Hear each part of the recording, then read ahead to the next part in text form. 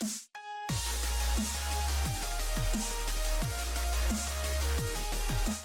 everyone, my name is Wedge and we're just rolling right through Dominaria previews like the stampede of animals rolled through the town square in the original Jumanji movie. Man, it was a great film. Anywho, in today's video we have a bunch of stuff to cover, including hilarious artwork, some big bombs, a tribe that just won't stop, and a lot more. So sit back, relax, and hit that like button right below the video if you like the video. Helps out a lot. Let's get to it.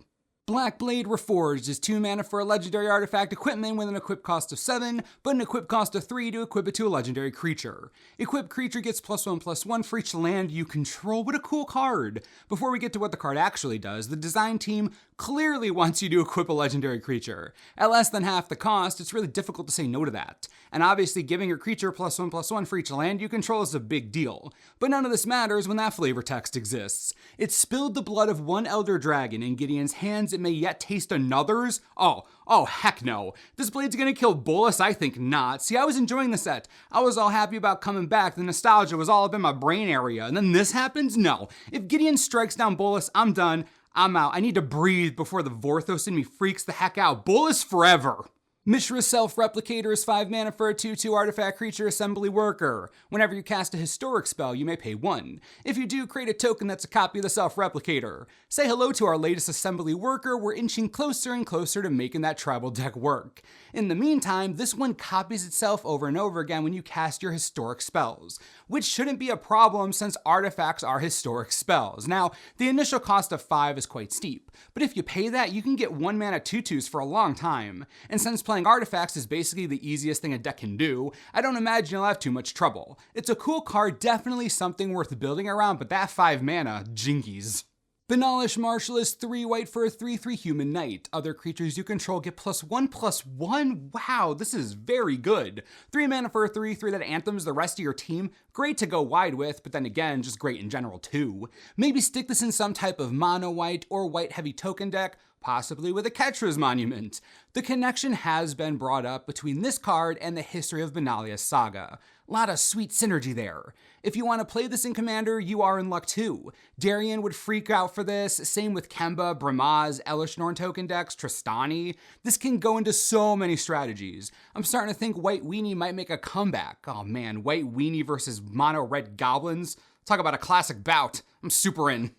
Kende, Pride of Femerif is 4 mana for a 2/2 legendary creature human knight with double strike. Creatures you control with first strike have double strike. I did not expect to see an ability like this right now, and it definitely is super narrow, but he is a knight, and knights are known for having first strike, so thematically I get it, I do, I'm there. But it's still crazy narrow. Even if we take something like History of Benalia, those knights don't just get first strike. But if we look at Commander, this knight becomes a lot more valuable. Knight Exemplar, Knight of the White Orchid, Fiendslayer Paladin. There are plenty of knights available to us in Commander that will help make this useful. And I believe that's what the designers had in mind for this one. His home is Commander, clearly. On Sarah's Wings is 4 mana for a legendary enchantment aura. Enchanted creature is legendary, gets +1/+1, and has flying, vigilance, and lifelink. Whoa, legendary enchantment aura, nice. The creature becomes legendary, say hello to historic synergy, and it gets a crazy amount of add-ons. A power toughness boost, flying, vigilance, and lifelink. I bet Sarah Angel feels pretty ripped off right now. Gift of Orzhova might be having the worst inferiority complex ever. If we're talking playability, anything you attach this to in Limited automatically becomes swole as heck. The +1/+1 might not seem like much, but when it's added to evasion, lifelink, and a relevant attacking/blocking keyword, yeah, it's a big deal. This is a bomb card. All you have to do is not get 2 for 1, and it'll probably win you the game. It's super gross. Arcane Flight is... Wait a second, that's a kitty with wings. Magic's a wonderful thing. Oh, look at that cat go! Get that bird, you get it! Right, sorry. I got a little excited there for a second. It's so cute with its paws and the tail and the wings and stuff. All right, I'm done. We should probably move on to, real cards. Settle the scores, 2 of anything and 2 black for a sorcery. Exile target creature. Put 2 loyalty counters on a planeswalker you control. Another Liliana Story Spotlight card. This one shows her basically taking it to the Dome of Belzenlock, the last demon she has to kill. Now, am I the only one who thinks she shouldn't be able to just kill the demons she made this deal with? What kind of lesson does that teach? She did a selfish, bad thing, infused herself with demonic powers, and wants to back out of her deal, basically. How funny would it be if she actually kills him, and then because all the demons are dead, she loses her enhanced powers, rapidly ages, and just turns to dust? I've enjoyed Liliana, I have, but part of me wants her to actually pay for the decision she's made. Just me? Alright, I could take a hint. Fine. Go Lily, beat that, demon butt. Torgar, Famine Incarnate, great name, is 6 of anything and 2 black for a 7/6 legendary creature avatar. As an additional cost to cast it, you may sacrifice any number of creatures. This spell costs 2 less to cast for each creature sacrificed this way. When the Incarnate enters the battlefield, up to one target player's life total becomes half their starting life total rounded down. Holy butts! Do not let that mana cost scare you. Do not let that sacrifice clause scare you. Sacrificing 3 tokens in some type of aristocrat-style deck isn't going to be all that difficult. This avatar is hella powerful in both standard and commander, nuking someone's life total and dropping as a 7/6. Now, it doesn't protect itself, which sucks, but again, it's taking half of a life total. Now, what makes this card really insane? Read it again. It says the life total becomes half of the starting life total, which means you can use this to heal yourself in the late game. Somehow, Famine ends up working for you if you wait long enough, which is a weird life lesson, but we're going to go with it. Super versatile card, the Incarnate does a lot, and I don't see a problem sacrificing 3 creatures for this powerful effect, especially in the type of deck that easily plays out small creatures. Aristocrats, here we come. Skirk Prospectors getting reprinted. Really? Really? Did I miss the announcement? Was there a special red envelope sent to every single Magic player with a message inside that just read "LOL Goblins"? Because that's what it seems like is happening. The Prospector is another infuriating piece of the Goblin puzzle that dominated Standard back in Onslaught block. I'm telling you right now, if I see a Sparksmith or Gem Palm Incinerator, I'm literally going to lose my freaking mind. Stop printing goblins, just stop it. We don't need any more, just mercy, please. Warcry Phoenix is 4 mana for a 2/2 Phoenix with flying and haste. Whenever you attack with 3 or more creatures, you may pay 3 mana. If you do, return the Phoenix from your graveyard to the battlefield tapped and attacking. This is no Rekindling Phoenix, obviously, but in an aggressive red limited deck, this is the type of recursion you're looking for. Gives extra value to your already value-ridden creature, keeps the pressure on your opponent, and forces them to deal with it over and over again. Not bad as far as Flamin' Birds go. Baloth Gorger is 2 of anything and 2 green for a 4/4 beast with a kicker cost of 4. If the Gorger was kicked, it enters the battlefield with 3+1/+1 counters on it? Yes, please! This is how I know the upcoming limited format is going to be so great. A 4/4 for 4 is already decent enough, but that kicker, so good. 4 mana for a 4/4 or 8 mana for a 7/7. The power is in the versatility, great in the mid game, fine enough mana sink in the late game, and at common, this brings a lot of power to the table. These are the kind of cards we're looking for to really prop up limited. Powerful effects at common, this is nice.